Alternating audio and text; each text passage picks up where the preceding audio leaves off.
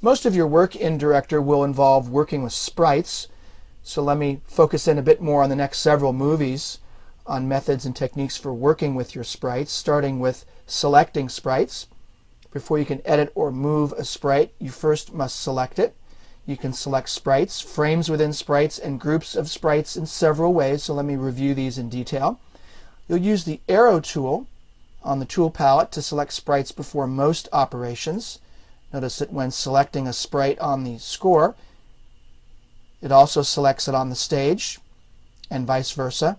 Notice that this sprite here is this represented by this sprite span there in the score.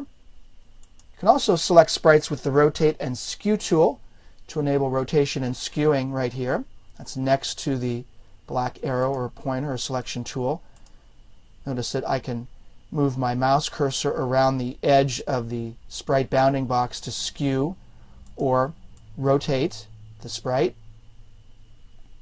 Now when selecting sprites, you'll often want to select a certain frame or range of frames within the sprite instead of the entire sprite span. Let's choose my arrow tool. Notice that when you select a sprite on the stage, the default is to select the entire sprite span, but you can change that by choosing Edit, Preferences, and then choosing the Sprite option. Turn off the entire sprite and turn on the current frame only under Stage Selection. Click OK, and now notice that I'm only selecting a single frame when I select the sprite on the stage. In this case, it's a keyframe because my current time indicator is over those keyframes. But if I move my current time indicator, let's say to frame 70, click on my sprite, notice that only frame 70 is selected for that channel. Notice that when you select the sprites here in the score, I still get the entire sprite span.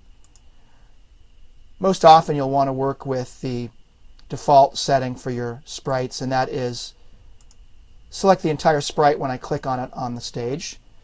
Now to select a contiguous range of sprite keyframe on the Windows operating system, hold down the Alt key and then click, and that will select an individual frame both on the score and the stage.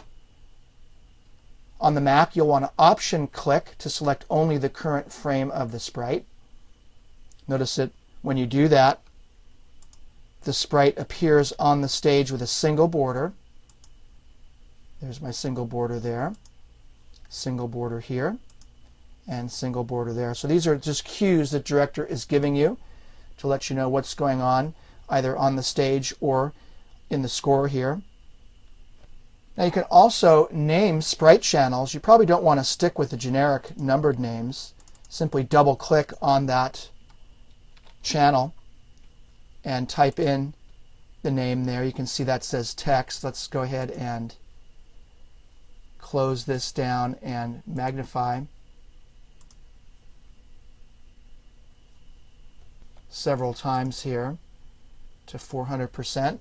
And now let's go ahead and double click on this one and type in title. And there's the title definition. You'll probably want to label your channel names. Helps you organize your Director projects better. This will expedite your work when authoring and managing many composite layers as well. When authoring sites in Lingo or JavaScript syntax, you often must work in a particular channel or manage several different channels, and you'll manage them by the names. So there you have a thorough review of labeling your channels and selecting sprites as well as sprite spans and individual frames and keyframes. Let me now move on to the next movie and review how to position sprites and how to change the appearance of your sprites.